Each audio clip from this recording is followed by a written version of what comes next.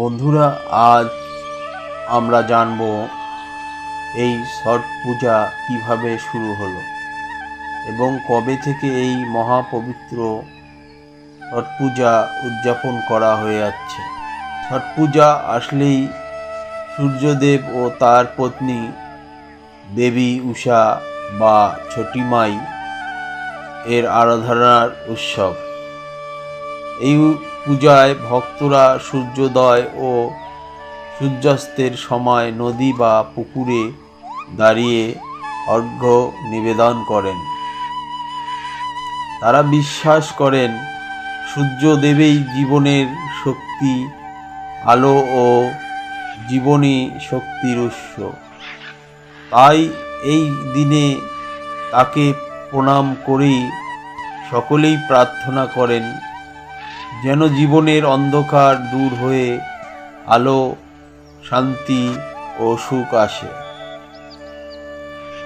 বন্ধুরা, পুরাণে বলা হয়েছে এই পূজার সূচনা ত্রেতা যুগে হয়েছিল, যখন ভগবান শ্রীরাম ও সীতা মাতা লঙ্কা বিজয়ের পর অযোধ্যায় ফিরে আসেন। তখন সীতা মা সূর্যদেবের আরাধনা করেছিলেন। তার আশীর্বাদ লাভের জন্য সেই থেকেই এই ছট ব্রতের প্রথা শুরু হয় বলে মনে করা হয়।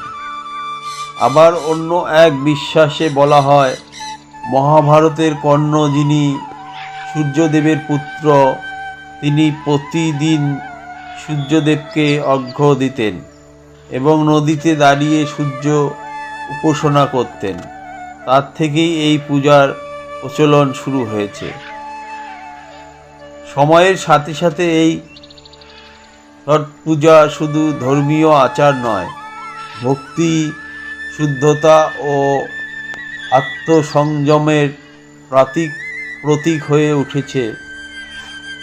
আজ এই পূজা কেবল বিহার, ঝাড়খণ্ড, উত্তরপ্রদেশেই নয়, বরং সমগ্র ভারত ও বাংলাদেশের এবং বিদেশের মাটিতেও গভীর শ্রদ্ধা ও ভক্তি ভরে উদযাপিত হচ্ছে। বন্ধুরা, এই পূজা পালিত হয় কার্তিক মাসের শুরু পক্ষে ষষ্ঠী তিথিতে, অর্থাৎ দীপাবলির 6 দিন পর।